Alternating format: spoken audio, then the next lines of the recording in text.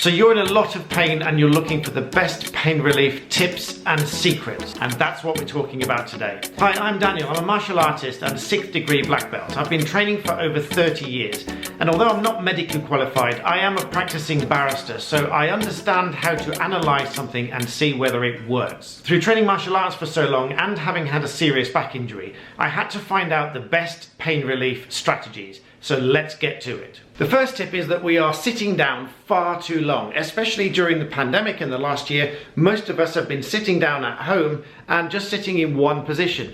But this is really not good for the back because we're not really designed to be sitting down. We're designed to be up and mobile and moving around. This is particularly bad if you are sitting down for a long period of time and then you go off to do some exercise and then you come straight back to sitting down again. This was one of my downfalls because I would go out training and I would come back and I would sit down. And then what was warm muscles while I was training are then going to shrink and get really stiff when I'm sitting down. So the absolute number one tip is that you must improve your movement and get yourself moving about much more freely, much more often than you are normally doing. And there are many ways to achieve this. You can get a standing desk so that you can spend some of the time sitting down and some of the time standing up. You can also get a standing desk converter, so you don't need to swap out your main desk, but it will allow you to stand up and use the computer whilst you're in a standing up position. At least this way, it is much more likely that you're going to get more movement rather than just sitting down all of the time. Tip number 2 is still related to sitting, but it's the way that you're sitting that really counts. If I'm sitting on a square back chair like this with my feet flat on the floor, I've got the best chance of my back being in an ordinary 90 degrees position. But what happens suddenly when I lift this leg up to here and I sit like this for any length of time?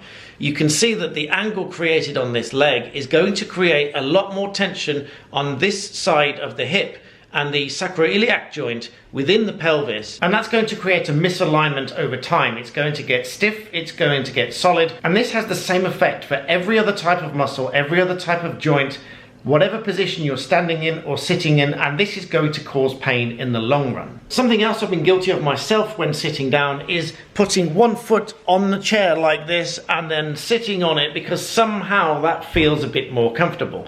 But when you are sitting on one foot or one leg for any period of time, again, this is going to cause an imbalance in the pelvis and the spine, and everything is related through that spine, and it's going to cause stiffness and pain in the long run. So whilst there isn't one perfect seated position or perfect chair, believe me, I've bought lots of different orthopedic chairs over the years.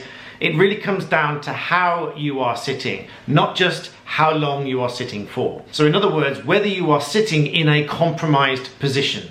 The third best pain relief tip is your sleeping position, because again, you spend a long time in bed in a particular position. As you'll see from this clip, I'm mimicking the sleeping position where lots of us bring the knees up towards the chest as we sleep. So not only is this going to put the lower back in a stretched position for many hours at a time whilst you're asleep, but if you see what happens to the knees, the top leg is going to come down as the knees come together. This is going to put strain and pressure on the hip and all of the ligaments and the surrounding muscles in the pelvic area. Again, over many hours, which is repeated night after night, this is going to cause another misalignment in your lower back, in your hips, in your pelvis, and this over time is going to build up stiffness, and this is where lots of the pain is going to come from. A simple remedy for this is sleeping with a memory foam pillow in between the knees, which will maintain the normal distance between the knees and reduce the amount of pressure, strain and overstretching that is put on one side that is at the top. Another sleeping position you should absolutely avoid is sleeping on your front, because you're going to have your neck turned to one side for many hours at a time,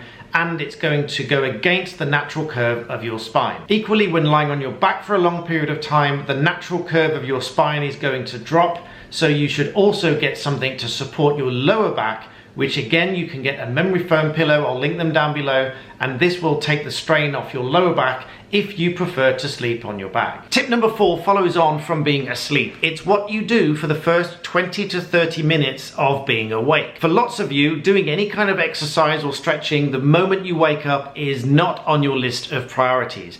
But believe me, when you've been asleep for a long time and your muscles are stiff and compact, this is where lots of the pain is going to come from. And day after day, if you don't relieve that tension first thing in the morning, it's going to build up. And when it comes to doing some kind of exercise, you will have been stiff from the night before, having not loosened up in the morning. So 1 or 2 different exercises that you can see overlaid here, and I'll link in the description, will allow you to get the body moving in the morning. It literally takes 2 or 3 minutes, and you can loosen up the legs, you can loosen up the lower back, and just relieve that stiffness. And this is an excellent way of relieving any kind of pain throughout the body.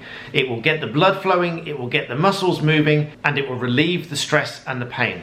And the 5th and final tip that I really can't stress enough, that will surprise a lot of you, and that is to drink more water. Your body needs far more water to replenish and repair than most of us will ever realize. But by drinking more water, you're going to encourage the circulation, which in turn is going to encourage blood flow and repair of muscle tissue, and generally reduce the stiffness around the body, reduce inflammation, and allow your body to move that little bit more, because the movement really is the key to reducing stiffness, which in turn reduces and hopefully for the most part eliminates your pain. So whilst most of you won't realize where your aches and pains have come from, I can almost guarantee from my many years of training and research that these few things are going to have the biggest and the quickest impact, and they are going to be the easiest things that you can do to relieve pain almost instantly. So with that said, make sure you make a plan and you keep track. How long are you sitting down for? What positions are you sitting in? What positions are you sleeping in? Make sure you do some very simple stretches and movements when you get up in the morning. This is going to encourage the blood flow and relieve the tension that's built up while you're sleeping. And finally, make sure you keep a tally of how much water you drink. I keep a 3/4 litre bottle with me at all times,